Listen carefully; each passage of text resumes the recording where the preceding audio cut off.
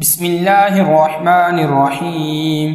تبارك الذي بيده الملك وهو على كل شيء قدير، الذي خلق الموت والحياة ليبلوكم أيكم أحسن عملا وهو العزيز الغفور، الذي خلق 7 سماوات طباقا ما ترى في خلق الرحمن من تفاوت، فارجع البصر هل ترى من فطور، ثم ارجع البصر كرتين ينقلب إليك البصر خاسئا وهو حسير. ولقد زينا السماء الدنيا بمصابيح وجعلناها رجوما للشياطين وأعتدنا لهم عذاب السعير. وللذين كفروا بربهم عذاب جهنم وبئس المصير.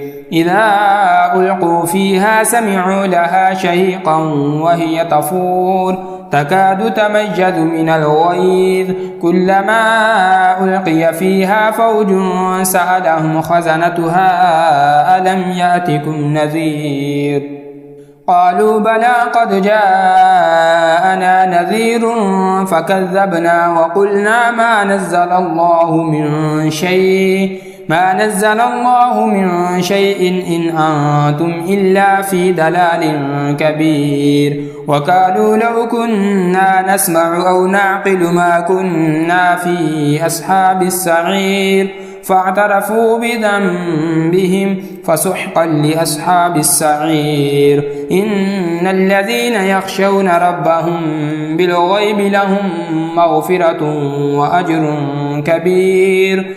وأسروا قولكم أو اجهروا به إنه عليم بذات الصدور.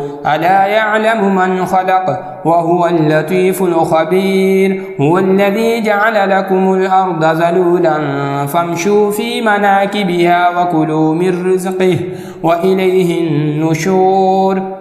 أأمنتم من في السماء أن يخسف بكم الأرض فإذا هي تمور، أم أمنتم من في السماء أن يرسل عليكم حاصبا فستعلمون كيف نذير. ولقد كذب الذين من قبلهم فكيف كان نكير.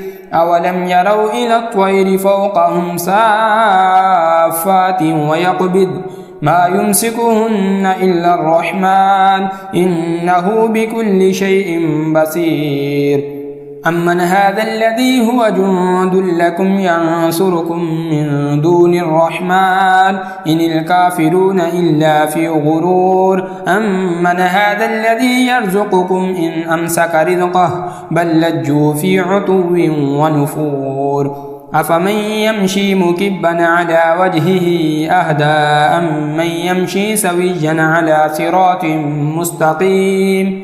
قل هو الذي أنشأكم وجعل لكم السمع والأبصار والأفئدة قليلا ما تشكرون. قل هو الذي ذرأكم في الأرض وإليه تحشرون. ويقولون متى هذا الوعد إن كنتم صادقين. قل إنما العلم عند الله وإنما أنا نذير مبين. فلما رأوه زلفة سيئت وجوه الذين كفروا وقيل هذا الذي كنتم به تدعون.